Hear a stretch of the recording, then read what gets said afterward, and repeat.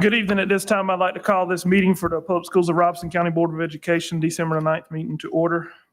I'd like to have a moment of silence. In that, I would like to mention Mr. Andrew Locklear was a third grade student at Prospect.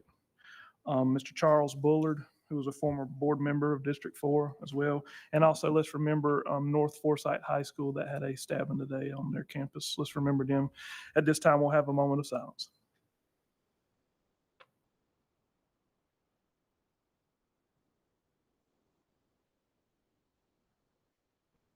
Thank you. Next up, we have the Pledge of Allegiance by PSRC Early College, Ms. Christina Edwards and Mr. Drew Davis.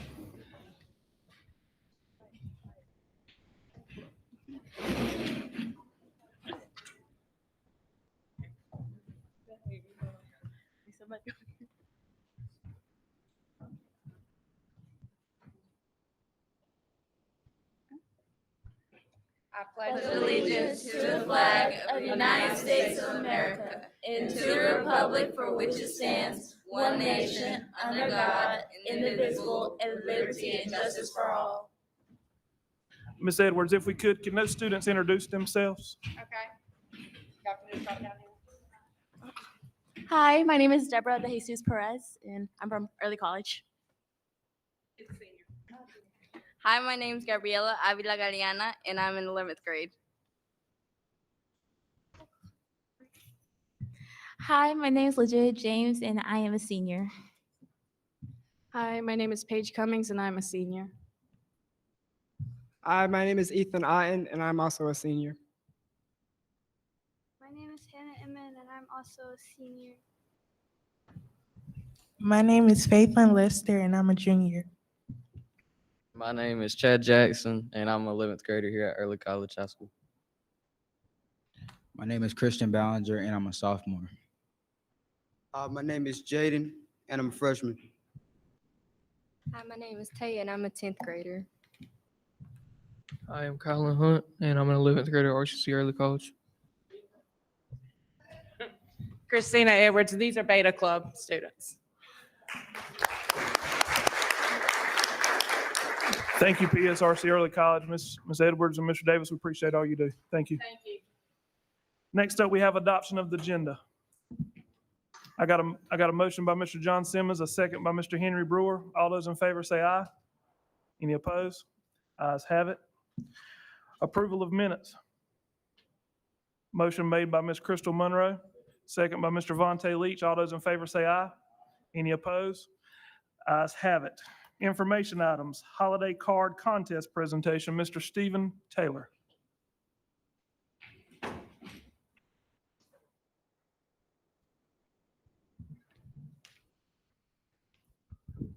Good evening, Chairman Britt, Superintendent Williamson, and board members. I want to say thank you to everybody here and all the teachers, board members, administrators that help with the arts in our schools. If you know me, I'm pushing hard for us to continue to align our arts education goals with the goals of our core subjects and blend those together. Work hard with our teachers, and every year, if you don't know, we do a holiday card contest. We task all of the visual arts teachers in the county to have all of the students create a holiday card for the beginning of our festive season. They take the best ones from their school, they deliver those to me. We have a group of judges that judge the best ones, and I want to present those to you here today. So we'll start with our K2 division. And the first winner for our holiday card contest this year is David Strickland from East Robeson. Next, we have Hazley Wellman, also from East Robeson. Next, we have Callie Alford from Rosenwald. Next is Malaya Gardner, East Robeson. And the last one for this category is Sailor Oxendine, Prospect. I always love to see the little kids work, the things that they're doing with their hands and stuff. It's always a lot of fun. Next, we have our 3-5 division. Our first winner in 3-5 is Liliana Hewer from Parkton. Next is Sebastian Mora, also from Parkton. Next is Ariana Tyler from Magnolia. Next is Carolina Ortiz, East Robeson. Next is Brian Teray, Parkton. Next is Esther Gonzalez, St. Paul's Elementary. And the last one for this category is Olivia Hunt, Pembroke Elementary. Next is our middle school category, our 6 through 8 division. We start here with Anna Grace Willis from Orem. Next is Jackson Maynor, Littlefield. Next is Carly Mahaffrey, Parkton. Next is Courtney Hall, also Parkton. Next is Anaya Finklia, Red Springs Middle. Next is Mahogany Gatlin, South Robeson. And the last one for this category is Mackenzie Mitchell, Orem. And our high school category this year was really tough. We've had a really up year for our submissions for these things. I'm really proud of what our teachers have been able to do. The judges had a fit with all these, and we even added one for this category because it was just such a good year. So I'm real proud of these as well. Our first winner for our 9-12 division is Chloe Blackwell, St. Paul's. Next is Deanna Todd, Lumberton High. Next is Taylor Gerald, Lumberton High. Next is Aiden Messer, Purnell Sweat High. Next is Rachel Bomarito, Fairmont High.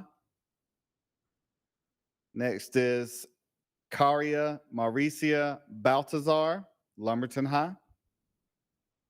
Next is Kimberly Lopez, Lumberton High.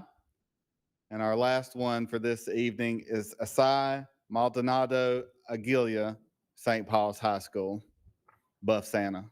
We were really excited for that one.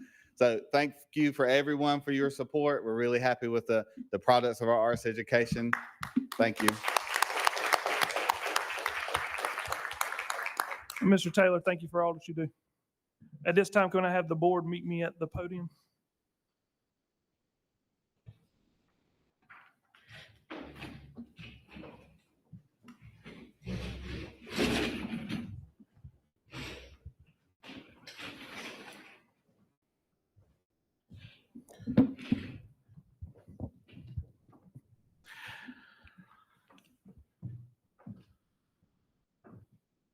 As the District 8 member, when I start talking about my district and some of the schools, I can't go without talking about Lumberton FFA. It's one of the strongholds in the public schools of Robeson County. And even on the national level, they set the bar high. They have great leaders, great students all together. And at this time, we're going to recognize them for a national award. They got the 3-star National Chapter Award. I'm going to ask them to step on up here. Mr. Brooks, come on as well.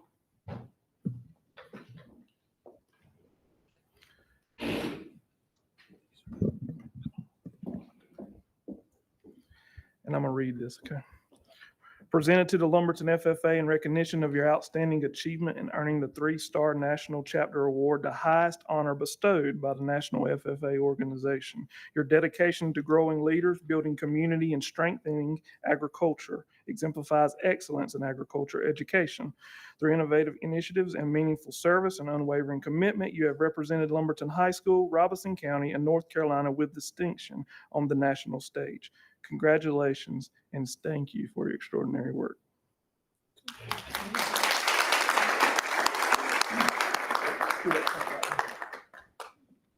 Get in front of the podium.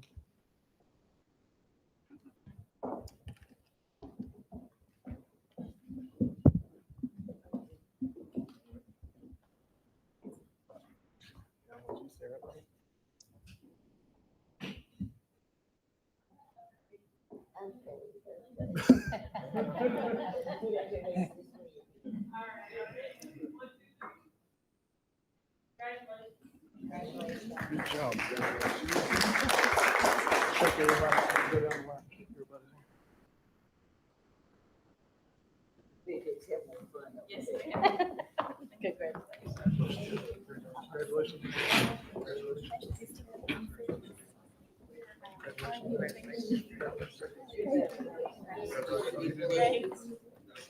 Thank you.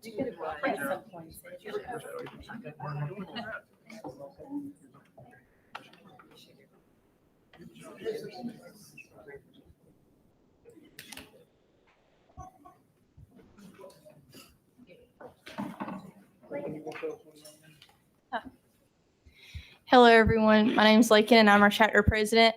And as a chapter, the national chapter application is something that we don't take very lightly.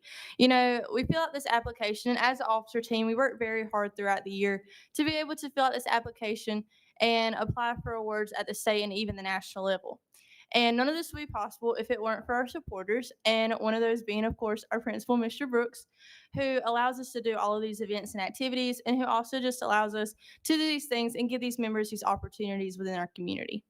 And we would also like to thank our CTE director, Mr. Herman Locklear, who allows us to do these things and travel across the state and even across the country like national convention that gives members these opportunities both inside and outside of the classroom. And lastly, we would like to thank our superintendent, Dr. Freddie Williamson, for again allowing us to do all of these things and giving us nothing but 100% support as we do these things throughout the year.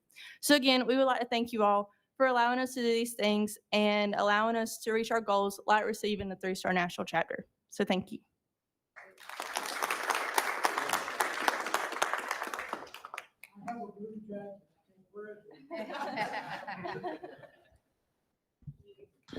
Next up, Mr. Bobby Locklear, North Carolina Summer Nutrition Champion Award.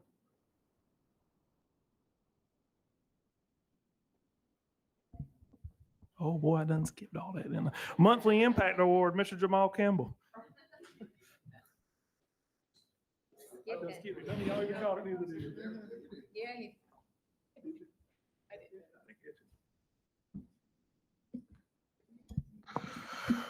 Good evening, Chairman Britt, Dr. Williamson, and school board members. I'm here once again tonight to recognize the December 2025 Impact Award recipients. Our recipients exemplify our district's one team, one goal motto. These individuals work collaboratively to cultivate a supportive and thriving school environment. We want to thank Mr. Austin Jacobs and Chick-fil-A for sponsoring this month's gift cards. Also, Mr. Brandon Ventura in Sign City for sponsoring our plaques. We want to first recognize our classified employee of the month for our Impact Award will be from Ms. Teresa Jones of Roland Norman Elementary School.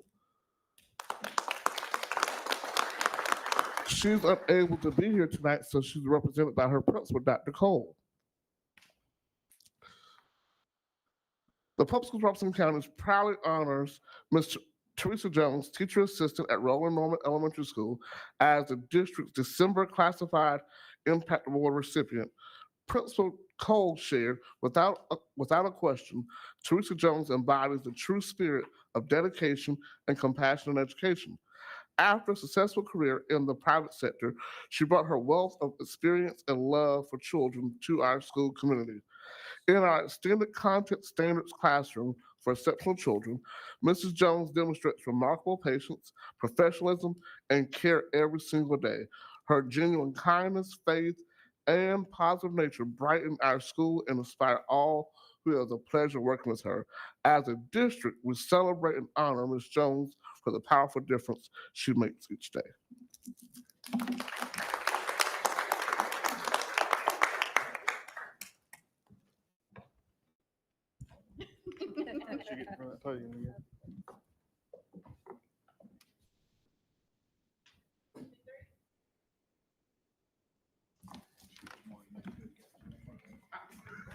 You can run. And for our certified Impact Award recipient is Ms. Jessica Cummings of Rex Renner Elementary School.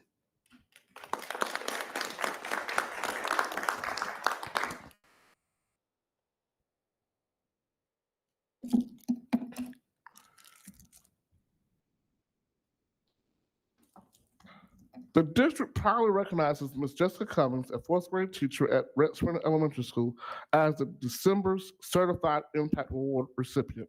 Ms. Cummings exemplifies excellence in education through her unwavering commitment to student growth and innovation. Principal Nikki Brooks shared, Ms. Jessica Cummings has made a lasting impact on our school community as a dedicated fourth grade math teacher. the digital teaching and learning coach, and the Lego Club coordinator. Her passion for teaching has inspired countless students to develop a love for problem solving and critical thinking. She has shared her knowledge and love for technology to assist staff with the rollout of Infinite Campus. Ms. Cummings has brought joy and creativity to students, fostering teamwork and collaboration. As a district, we celebrate and honor Ms. Cummings for the powerful difference she makes each day in the lives of her students, colleagues, and school community. Thank you.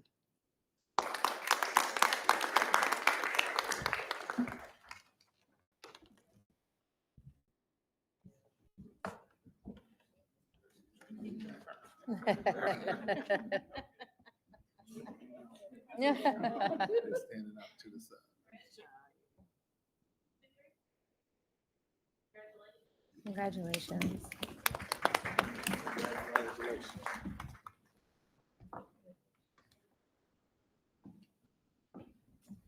All right, Mr. Bobby.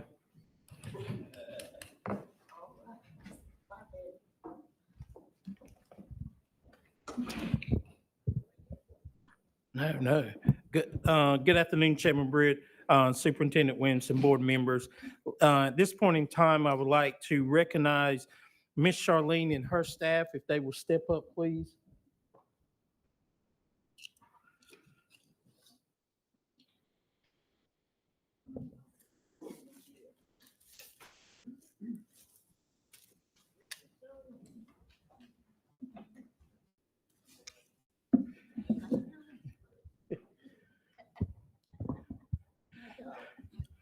So this past month, the Public Schools of Robeson County has been named a rural non-congregate meals innovation summer nutrition champion by the North Carolina Department of Public Instruction and the Carolina Hunger Initiative at the UNC Center for Health Promotion and Disease Prevention.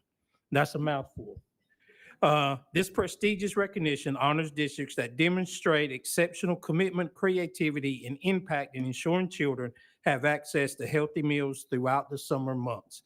And I would like to just personally say, if you have not been to one of our summer feeding sites where the boxes are distributed and see the hard work that Ms. Charlene and her staff do to ensure that children across this county receive meals throughout the summer, it's an extraordinary event. I was at a school this past summer and said, I'll get here early, find me a parking space at the back, because I know today the boxes are going out. Well, the boxes went out and I was stuck in. So again, but the line was wrapped around the building. But we're going to present Ms. Charlene and her staff with this plaque. And the plaque reads, in recognition of excellence for outstanding leadership, innovation, and commitment to ensuring children across Robeson County have access to nutritious meals throughout the summer. Your tireless efforts and dedication have earned you the 2025 Summer Nutrition Champion Award, honoring their excellence in rural non-congregate meals innovation program. With heartfelt appreciation for your service and impact on the lives of students and families, Public Schools of Robeson County, feeding minds, fueling futures.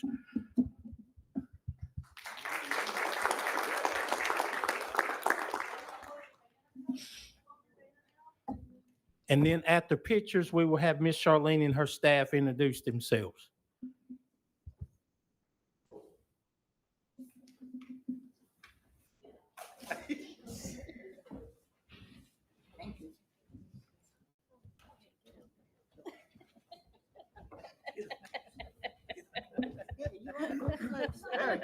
You are fun too.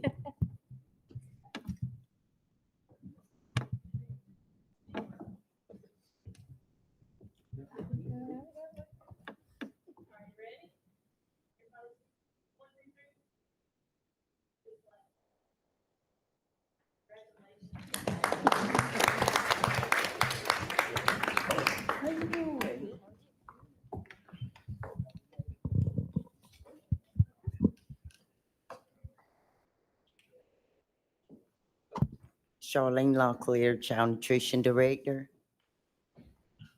Harrison Branch, Supervisor. Gloria Sinclair, Accounts Payable. Sandy Leggett, Supervisor. Charles Bethea, Commodity Clerk. Touchdown Smith, commodity driver. Elizabeth Hunt, bookkeeper. Sandra Bell, supervisor. Crystal Hunt, supervisor. Joseph Hunt, commodity driver.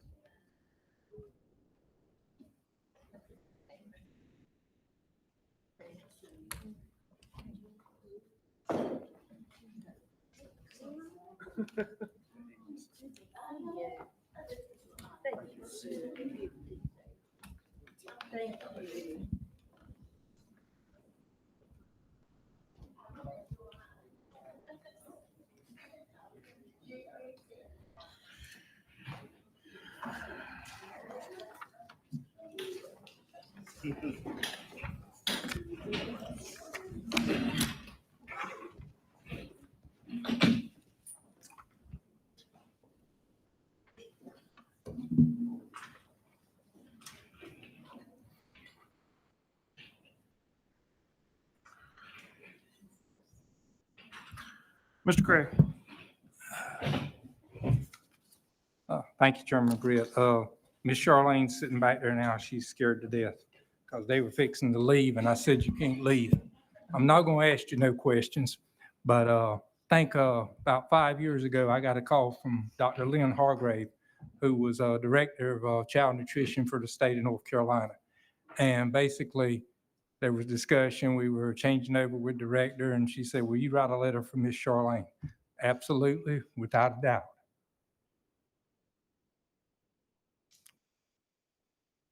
One of the better things I've done, because she has proven that she is an outstanding director. It's not just a summer feeding.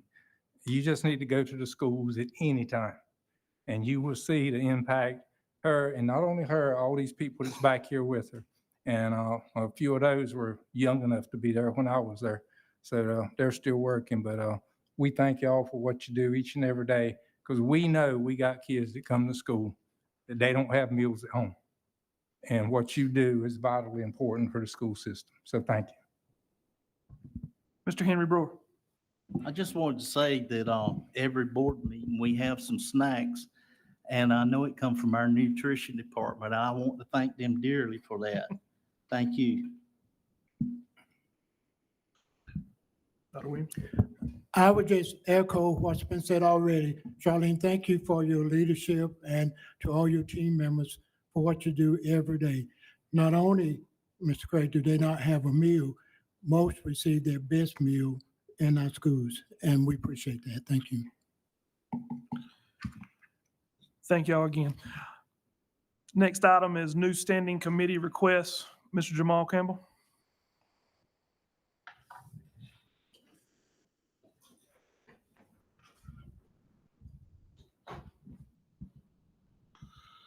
Good evening, once again, Chairman Brett, Dr. Williamson, school board members. I'm here tonight to just present to you a summary. In your board packet, you had a summary of our Human Resources Department responsibilities and initiatives. And so, not sure if you guys had a chance to read over everything, but I'm here to answer any questions that you might have as relates to that summary of responsibilities and initiatives. There was 9 particular areas that we focused on, which is onboarding, communication, recruitment, support and retainment, recognitions, staff reporting, state reporting, and data review, licensure, our partnership with teleeducation, and our staff well-being.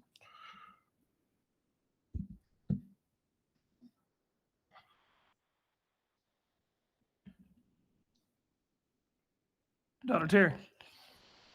Mr. Schwartz, if this committee is to be created, is that something that the board has to vote on, or is that something that the chair can do unilaterally? The chair can create the committee, or the board could do it either way. I've got some suggestions if the board decides to do this, on the suggestions on that I sent to you late this afternoon. Some things I would recommend changing, just tweaking a little bit. Thank you.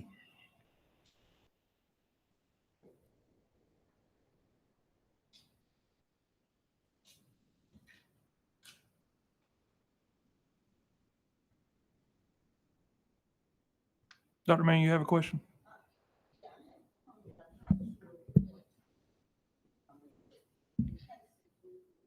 Hit your button, Dr. Manuel. Am I on now? Yes, ma'am. I'm not sure what time I should make this request, but it has to do with Mr. Terry's description and the lawyer's feedback. I'm asking if you would consider, both of you or whomever, where you have the limitations and they're listed. Okay, it says the committee, it's at the bottom. The committee does not participate in any step of the application or hiring or any discipline, firing, supervision, or evaluation. Would you add the word or placement of any employee? I think that's important. I know you can say it's interpreted in any other assignments, but would you consider adding the word or placement of any other employee? Yes, that would be appropriate since your board policy delegates that to the superintendent. Exactly. I'm asking, would you consider putting that word in? Yes. Mr. Chair, if I may, also remember, as you consider, please keep in mind that our committees are established by policy. And so it would need to be a policy change to add this standing committee. Keep that in mind, please. I have a Chris. Hold on, Mr. Craig, and I'll get you. Mr. Schwartz, I guess this would be for you. How would this possible newly formed committee relate to somebody that is on the grievance committee as well? This committee shouldn't touch anything dealing with grievances. Could they be on both committees? Yes, they could. Okay. Yep. Mr. Craig. Some of my questions have been answered that this committee, those limitations, it just could not have anything to do, in my opinion, with any of those things down there, hiring, firing, of any of that. But just my thought, instead of us sitting here and discussing this now, I know we had it put on tonight for information. We got some information. It needs to go to policy. So my suggestion would be we send it to the policy committee, and you're going to have 5 members there at the most that could vote, and let them come back with a recommendation to the board which way to go with it. If that's just a recommendation, I'm not making a motion at this time, it's just a thought. Dr. Emanuel. Adding to what Mr. Craig said, it appears to me if we're sending it to the policy committee, we are approving it. So we're making a policy. Are we approving it? Is that what you're saying? We're sending it to policy committee because we're approving it? So they need to make the policy. Is that what we're saying? That's not. Is that what we're saying? As is, this is just information item tonight. I know it, we're not approving it now. I haven't said that about sending the policy. I'm at the board's discretion. What do y'all want to do? See, may I make another comment? Yes, ma'am. It appears to me if we're saying to the policy committee, make a policy, that appears to me that we're going to approve it. I mean, that maybe I must. Mr. Craig. Well, my thought on it was, since Mr. Schwartz has gave us recommendations, that the policy committee could look at those recommendations with the option to take those recommendations and form a policy or say no. Now, we know if a policy committee recommends something to the board still does not have to accept it. The full board has to vote it up or down. So it would just be, in my mind, for them to look at everything and make sure if we do a policy that we get everything in the policy that should be in there. And there is a very clear understanding of what this committee would do as opposed to what Mr. Campbell's office does down here also. That was my thought in it. Dr. Terry. Mr. Schwartz, if this were an ad hoc committee, not a standing committee, would it have to go through policy? Would it have to go through policy in order for the chair to create it as an ad hoc committee? I don't believe so. I'd have to look at your policies to be sure. If I can do that in a minute or two, but I'd have to check for a second. I think it may be more efficient to at least initially create it as an ad hoc committee, and then the board can determine whether or not it needs to be converted to a standing committee. What, if I may, In the letter, in the email that I sent you, one of the things I suggested is that before doing anything, that you carefully consider, I'm sorry, what? Go ahead. That you carefully consider what is currently being done by the administration in these areas. And I think that's laid out in the summary that Mr. Campbell presented to you. And determine whether the committee is needed, and determine whether the scope of work that's listed in this proposal might need to be changed based on what's currently being done. So that could be done in policy, that could be done elsewhere. But I think you've got two things before you. One is whether or not you want to have a committee like to do these jobs. And this is kind of an overview committee. Whether you want to have a committee to do this, and second is, if you do, what's the scope of the committee's charge? Mr. John Simmons.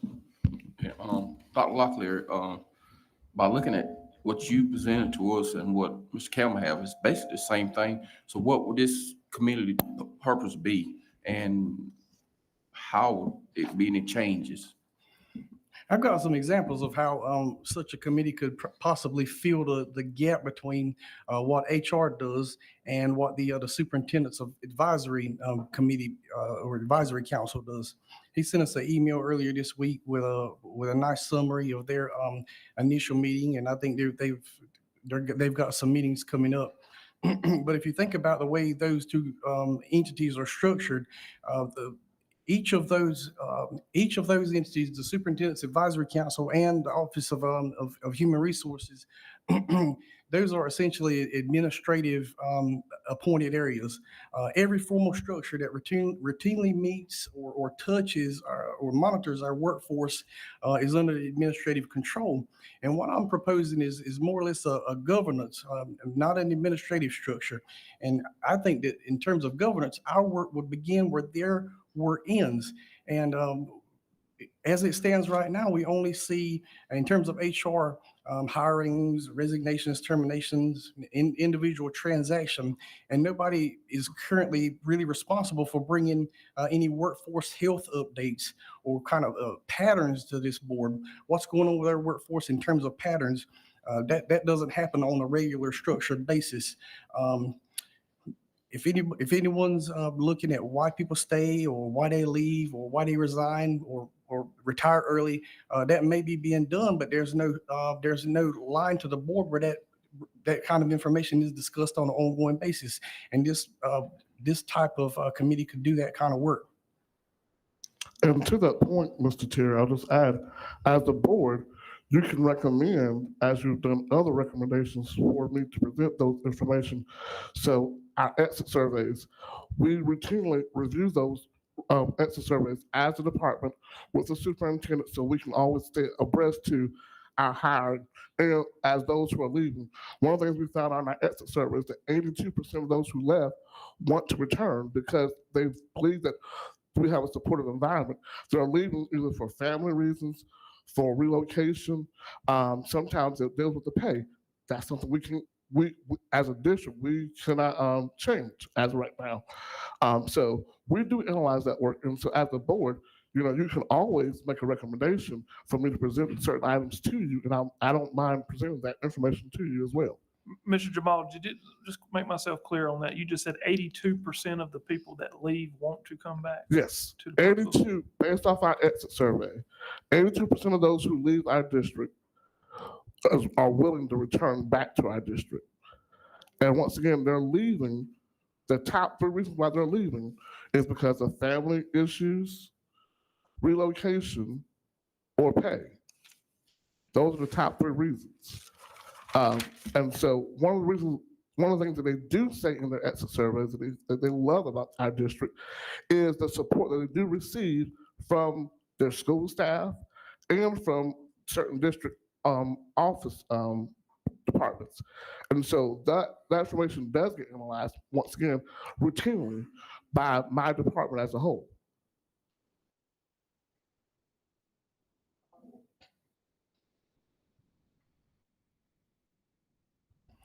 I would argue that the same could be said for Mr. Bobby's area in terms of construction, Miss Erica's area in terms of finance, Dr. Carr's area in terms of curriculum. I would argue that the same could be said about each one of those departments. So if we have standing committees that's committed to ensuring that those areas are have a governance line to the board, then why would we not, especially with the way our workforce is going now? And I understand that we're not the only district that has these types of challenges, but it just seems like a natural fit that if we're serious about taking care of our employees, then we would be willing to sit down on an ongoing basis and get serious about some 30,000 foot discussions on what this board can do to support our workforce in a better and more efficient manner.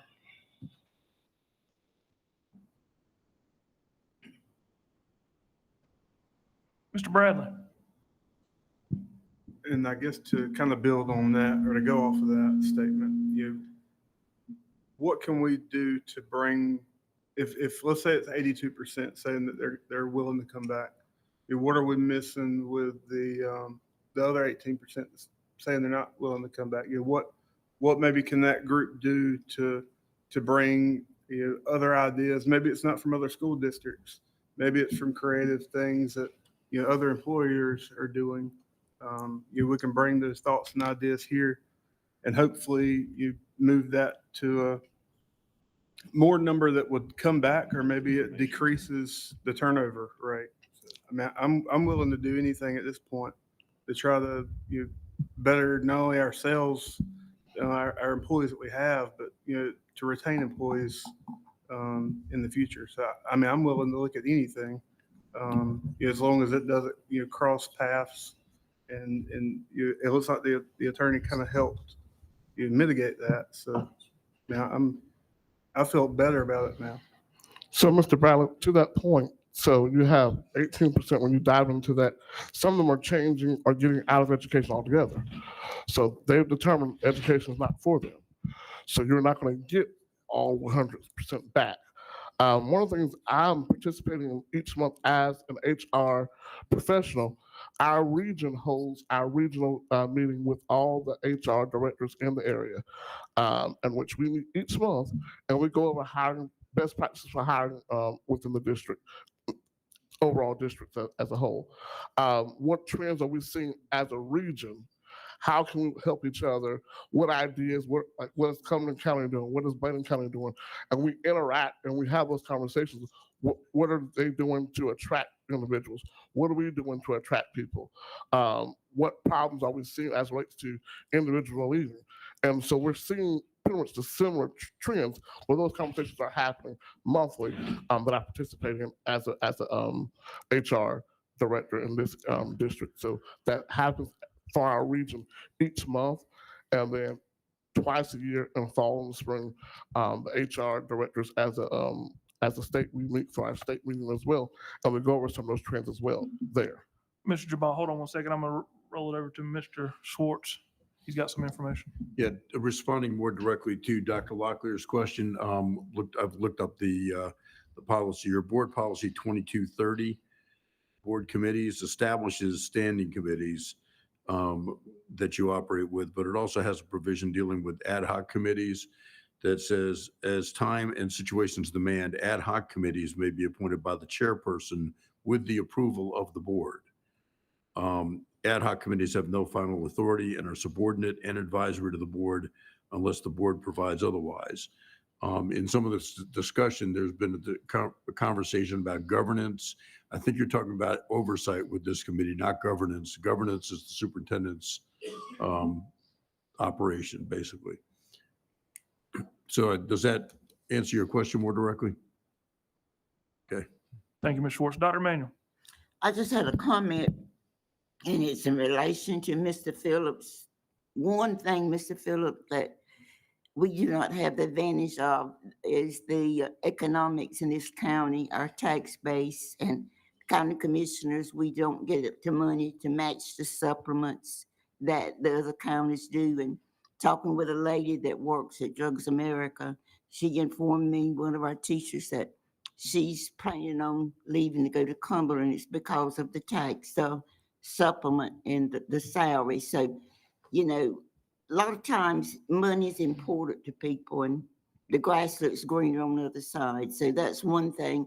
If we were to say we're going to give every teacher a $10,000 supplement, you know, that would increase morale tremendously. But we're handicapped by our budget too, and Erica can say more about that, about how the county commissioners have held us hostage, I don't know, maybe 18 years, and where we are with the ranking of how they fund us. Erica, I mean, I can't tell the chair what to do, but may Erica make one comment about that, Mr. Chair? Absolutely.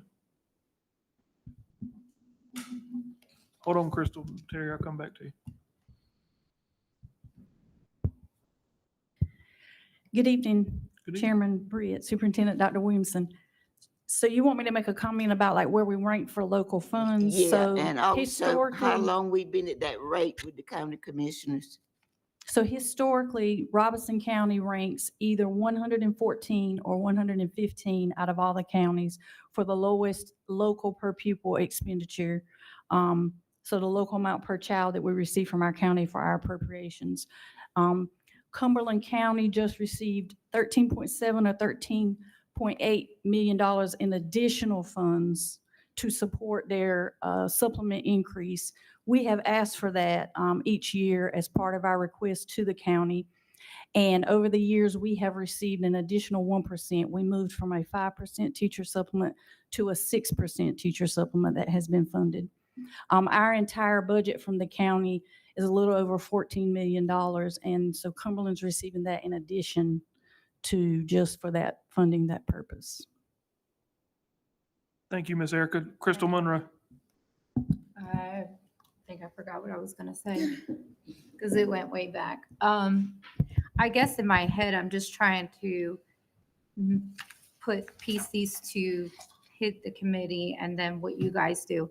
And I just want to make sure that I'm on the same page as Terry. What you're trying to do is get it where the teachers that are leaving, like have someone to go to and like more feel secure. Is that what that's what I'm trying to feel? Because I do feel to a point that a lot of teachers, and I've had this conversation, that aren't being honest when they leave because, and granted, there's a lot of teachers in our district. So if you look at a handful compared, you know, apples to apples, but I do feel like a lot of them are not honest because there is, you know, and I've seen it and heard it, but just certain things that has happened that prevent them from being honest about it. So that's where I was just trying to see if this is why he wants this, is for them to have, but then I don't know where like the policy and all that comes into play. So I'm kind of need more information. Dr. to Terry. mend it. So when you think about the information that we're currently receiving, you know, we'll hear something like,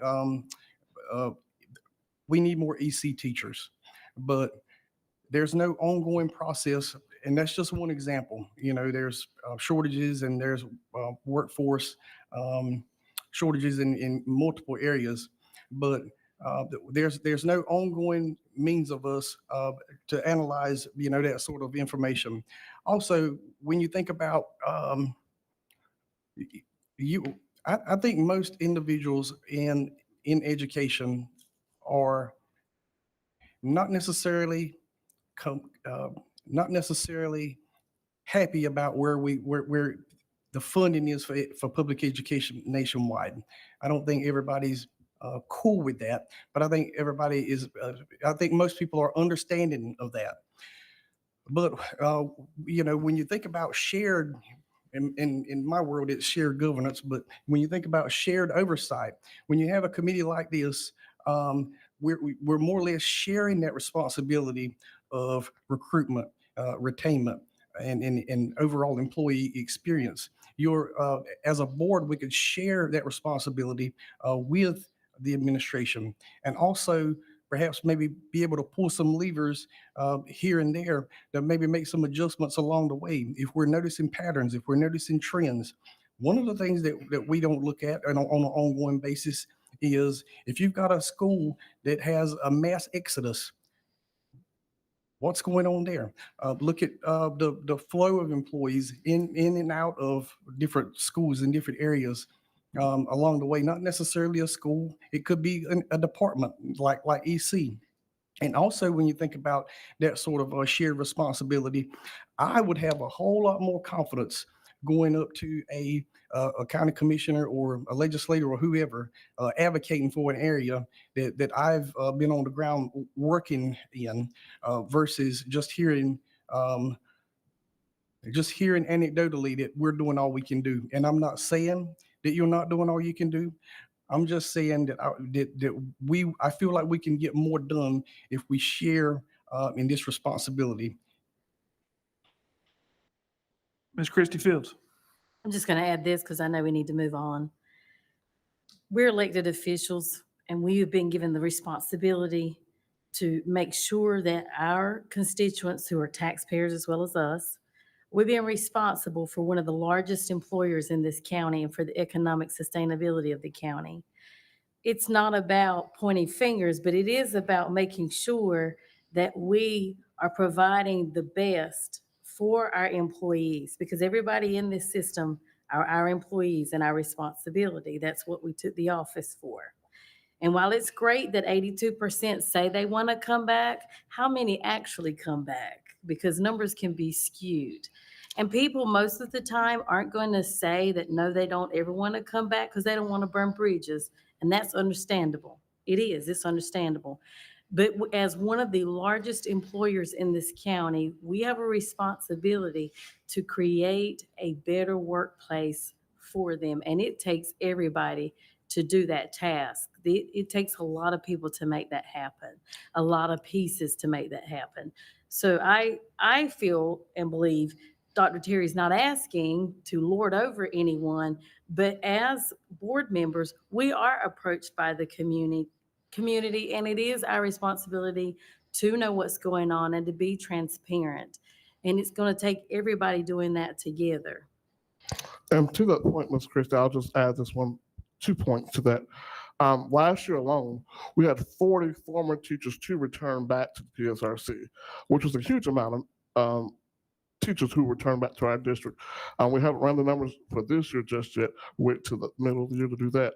And then also our trends as it relates to, we keep hearing about this mass exodus in our district. Our numbers are actually trending south. As of the last teacher turnover report, our numbers were actually below the state average as it relates to attrition, which was below 9.9%. As it relates to vacancies, we're below where we were at last year. So we're improving in those areas. We had an article that was just released today that talked about the support and the transformation that our school district has incurred over the past 5 years. That's another layer of support that we're showing that the work is being done. Once again, I get to your point, Ms. Christie, that we're trying to make sure everyone stays. And that's our goal, is to keep all our excellent professionals, and we're working daily on that, to your point on that. But I don't want to discredit the work that we are doing as a district to support those who want to be with our district and those who have left to go to other counties because of money, and they realize the grass is not greener on the other side, and they return back just because they know that they feel supported. They know they will get supported through our districts and through the things that we're doing currently in our district. And so I just want to speak to that point. But yes, is there work to be done? There's always work to be done. We can always improve and grow. And that's our job, is to grow and develop. And so we're going to continue striving on that as well. Mr. Vontae Leach. I looked at both sheets, and I've been listening to Dr. Terry talk, and what I'm seeing, instead of committee, Mr. Terry, you need more information. You need more ongoing information and transparency, whether it's with teacher retention, whether it's EC teachers, how many we got, how many we don't have. With people leaving, I think you need like a monthly report instead of like a committee. I think our HR is doing a good job, and I think what we need is just more information, ongoing transparency, probably on a monthly basis. That's it. Dr. Manuel. I just have a comment, and this is for the lawyer. I can see the lines becoming blurred as to both views of this. And Mr. Lawyer, in a brief summary, tell us the role of school board members. What are we supposed to be doing? You're supposed to be setting policy and establishing the parameters within which the administration functions. You also have an oversight role. And this is a little bit of a blur. You could, for example, if you wanted to, direct the superintendent to come back to you with reports on what are we doing to monitor workforce health? What are we doing to enhance employee communication and support? And the other things that are listed in this policy, in this proposed committee charge. But it's up to the board what you want to do with this, really. Thank you. Okay. Mr. Chair, if I may, please keep in mind, we're having a conversation around personnel. So confidentiality is an issue. There's a lot of information by law we cannot share and will not share. And those lines are, nobody's pushing back, but personnel law is different. Confidentiality is just critical. I don't know how you prevent crossing over. All right, Dr. Terry, then Ms. Melissa Ocean. Even with the original language in the committee charge, there's limitations. This is not about any individual. It's not touching a person. It's not circumventing the superintendent's authority.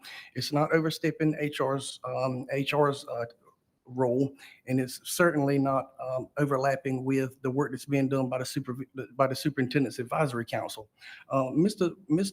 Chairman Britt, what are your thoughts? Since you actually have the authority to say, okay,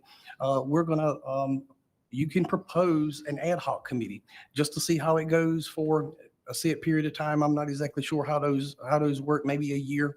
What are your thoughts on perhaps working with the attorney to tighten the language up on this, and at least form an HR at least form an ad hoc committee, for a certain period of time just to see how things go? One, I think, it's like Dr. Manuel said, I think the lines are becoming a little blurred on both ends of it. I think there needs to be more discussion, if you understand what I'm saying. This is one of those situations where, as the old saying goes, measure twice and cut once, if you understand what I mean there. And then at the same exact time, the way I understood it, am I right, Mr. Schwartz? I'm at the pleasure of the board with this. They would vote on it, and then You would have to propose it, would have to be approved by the board. If you don't propose it, it doesn't go anywhere. Right. Unless the board wants to change policy and establish a standing committee. So that was my question, your thoughts on proposing something like this. We can table this discussion for a later time. Ms. Melissa Ocean. The whole thing is basically, it's like we're doing a job twice to me. As I stated before, I don't feel like this is anything that we as a board should be involved in. Because as Dr. Emmanuel said, the lines can quickly become blurred. I don't want to be involved in anybody's personal affairs. We hear enough. This is not anything that I would want to be a part of. So I don't want to, the individuals before us are employees of Public Schools of Robeson County. We do not work for Public Schools of Robeson County. And there's just some things that we, as a board, don't have access to, and it's for a reason. And I think it should remain that way. As far as getting a report, that's fine if we need additional reporting on why, XYZ people left the county at a certain time. We know what was their reasons. Is it because of money? Is it because of childcare? That's understandable. But as far as having an entire committee to analyze these things, what are we going to do with this information? Because as a unit, they're not able to change the ties. So what are we supposed to do? Does anybody have anything else? Go ahead, Mr. Terry, last thing. Mr. Schwartz, with your experience throughout the state, is this something that's unheard of? I am not aware of another board that has a committee like this. That doesn't mean it doesn't exist. I'm just not aware of it. Any other information? Thank you, Mr. Jamal. Mr. Bobby Locklear, you got something you want to add right here?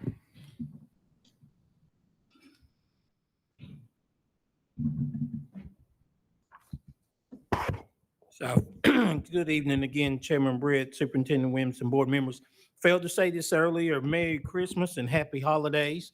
So before you guys go into closed session, do want to share with you this holiday season, we started a new tradition last year that is part of our ham give out drive-through, that we're going to pick a theme and go with that theme. So this year, each department has chosen a special organization within our county to support. The Public Schools of Robeson County is thankful for the kindness we receive from our community throughout the year. And this is our chance to share that holiday spirit and give back. During closed session, please be sure to stop by and look at our stockings created by each department. A ballot is waiting at your desk for you to rank your top 3 favorite.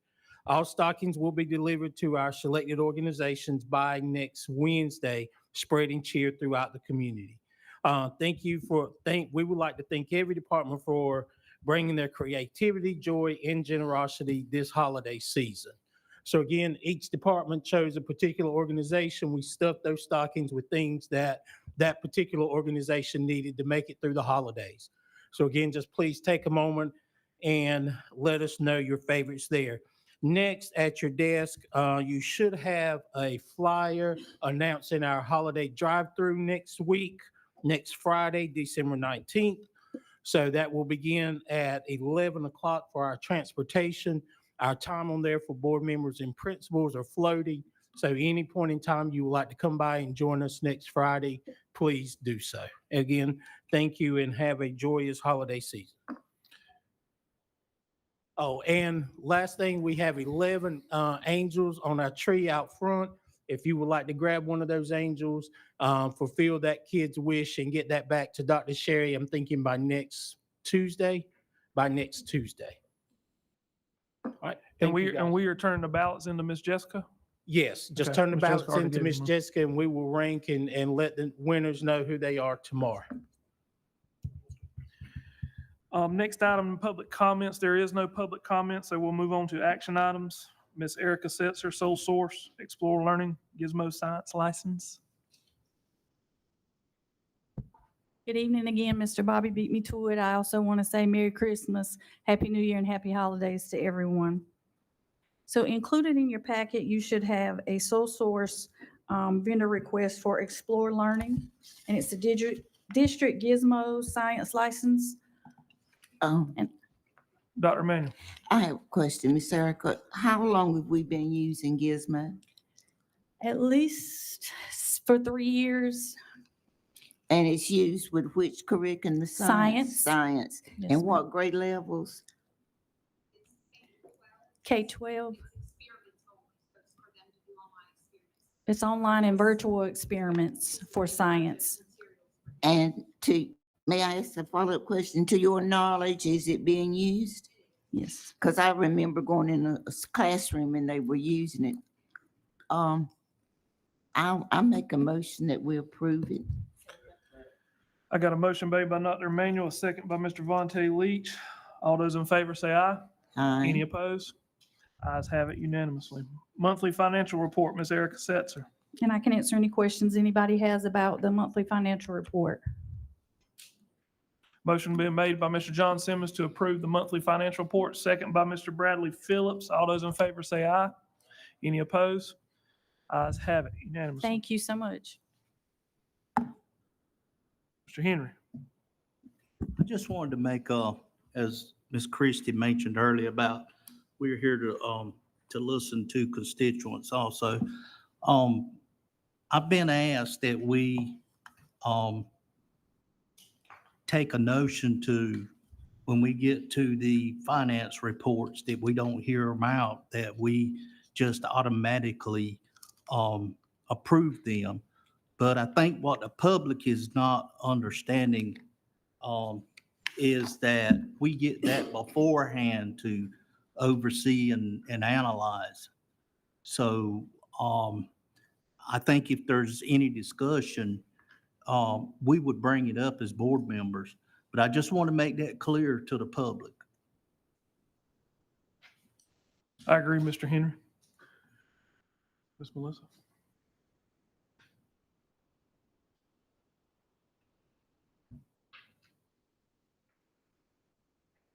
I move that the board enter into closed session for the following purposes: to consider confidential personnel matters as provided in North Carolina General Statutes 143 through 318.11A1 and A6 and 115C through 319, and to consider confidential student matters as provided in North Carolina General Statutes 143-318.11A1 and 115C 402 and 28 U.S. Code 1232G, to consult with the Board of Education's attorney to preserve the attorney-client privilege and to discuss the following pending litigation: Chloe A. Oxendine versus Robeson County Board of Education and John Avery Brooks, 2023-CVS 3094, Amber Dunn versus Public Schools of Robeson County et al., 25CV 01561, and Jonathan Dow versus Robinson Board of Education, Freddie Williamson, Matthew Locklear, 25CVS 005759-770, as provided in North Carolina General Statutes 143-318.11A3 and pursuant to North Carolina General Statutes 143-318.11A1, to consider closed session minutes that are confidential pursuant to North Carolina General Statutes 143-318.10E. Got a motion by Ms. Melissa Ocean, second by Mr. Bradley Phillips. All those in favor say aye. Any opposed? Ayes have it. We are now in closed session.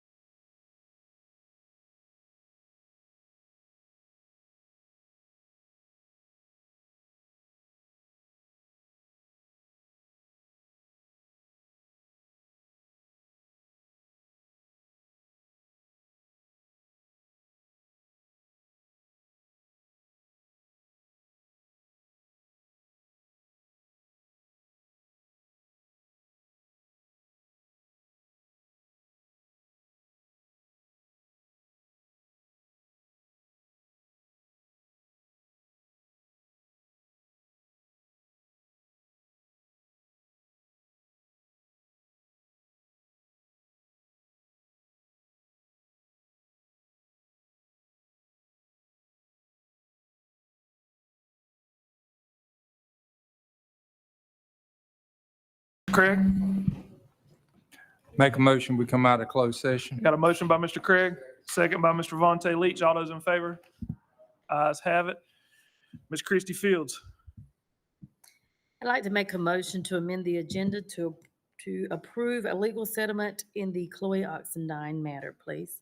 I got a motion made by Ms. Christie Fields, a second by Ms. Melissa Ocean. All those in favor say aye.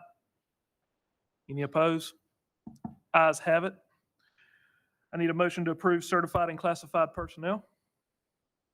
Mr. Henry for motion, second by Ms. Crystal Monroe. All those in favor say aye. Crystal. Any opposed? Ayes have it. Need a motion to approve closed session minutes.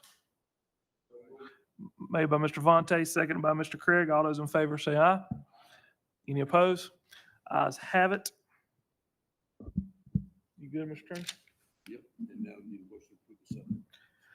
I need a motion to approve the settlement of Ms. Chloe Oxnell. Motion made by Ms. Christie Fields, second made by Mr. Henry Brewer. All those in favor say aye. Any opposed? Ayes have it, unanimous, Mr. Schwartz. All right, we have the tallies together for our stockings over here, and the winner, drum roll please. The winner of the stockings is going to be our athletic department here at Central Office. Mr. Glenn and his staff did a good job on that, but they had the most votes. And we appreciate our Central Office staff doing this for different various organizations that you definitely need it and use it during this Christmas time.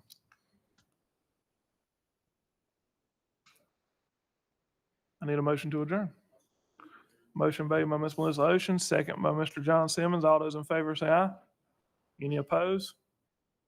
Ayes have it. We're on our way.